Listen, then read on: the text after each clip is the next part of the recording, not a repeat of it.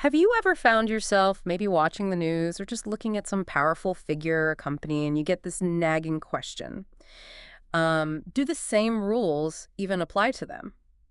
Hmm. Does accountability feel like, I don't know, an optional extra when you're way up top, with all the resources and influence? Yeah, it's a really common feeling, I think. It gets right to the heart of fairness, doesn't it? It does. And today we're going to really dig into that idea. Specifically, what happens when the powerful seem to operate well with impunity? Right. Our deep dive today is pulling key insights from this really interesting source material, The Perils of Impunity. And maybe just to start us off, when we talk about impunity, it's a word you hear a lot in this context. The material we're looking at defines it basically as exemption or freedom from punishment, harm, or loss. Freedom from consequences. Exactly. That kind of unsettling feeling that maybe things just don't stick to certain people or groups. Precisely. So, our mission for this deep dive is really to unpack what that means for society. When accountability seems to just slip away for those at the top. What Right. does this analysis say are the real challenges? And maybe more importantly, what can we actually do about it? Let's get into it. Okay. So, that feeling, that sense of unfairness, it brings us right to the central question the source explores. What actually happens to a society when the powerful aren't held accountable? Well, the authors use this really vivid analogy. It's quite striking. They describe the powerful not just as people, but as a kind of huge tree. A huge Yeah, tree. one that's firmly planted on the ground, super stable, really hard to move. And what's holding it up? Let me guess. Lawyers and money. That's the support system. And it's powerful imagery because it shows it's not just about one person's actions.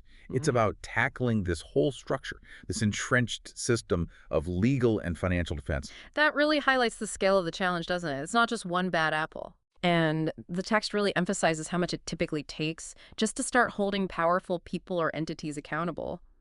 Usually it needs something really undeniable, like incredibly obvious. Right.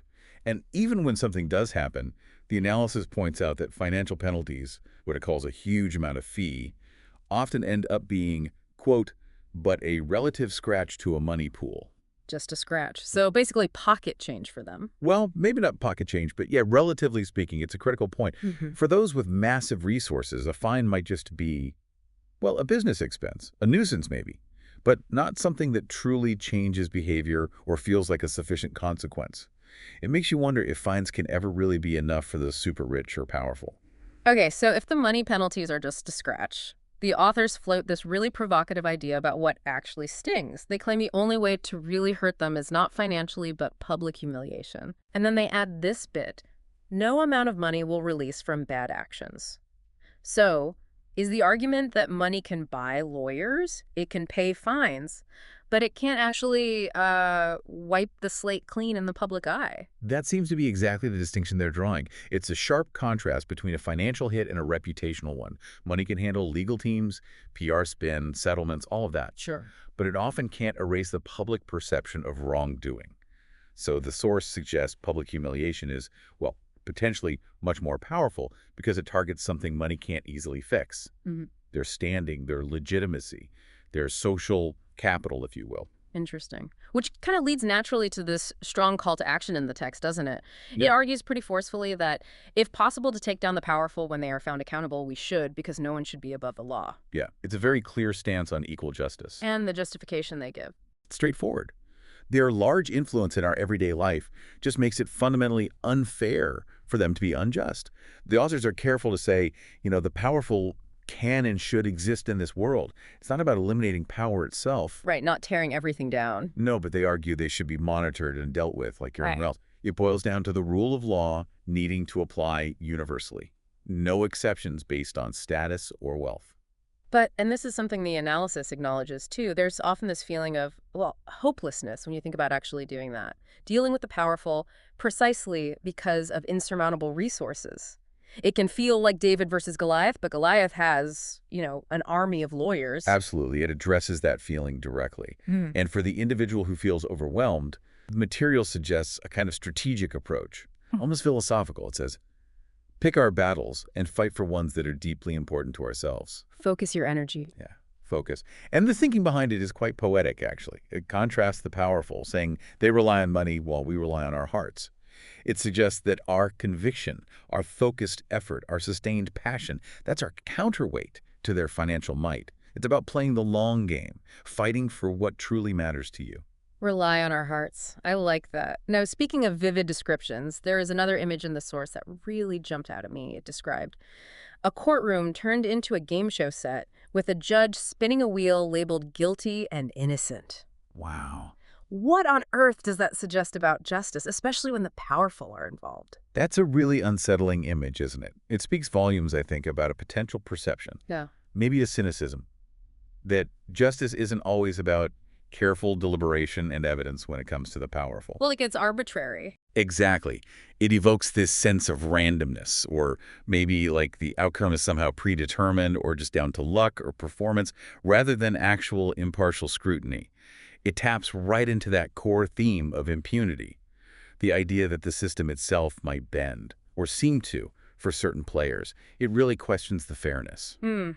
Definitely makes you think. And And to kind of start wrapping up our deep dive, the authors leave us with this quote of the day. It's this: a conscience is the only alarm that doesn't need batteries, but people still find a way to unplug it.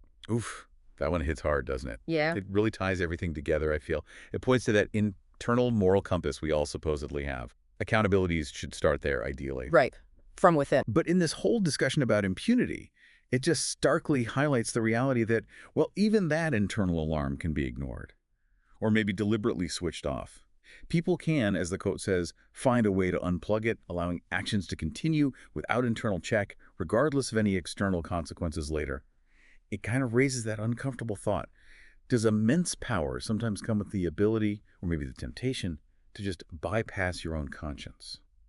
That's a chilling thought. So, okay, let's try and summarize what we've covered in this deep dive. We started with impunity, that freedom from consequences. We looked at the massive challenges in holding the powerful accountable, that whole huge tree supported by lawyers and money. Right, the systemic barriers. Exactly.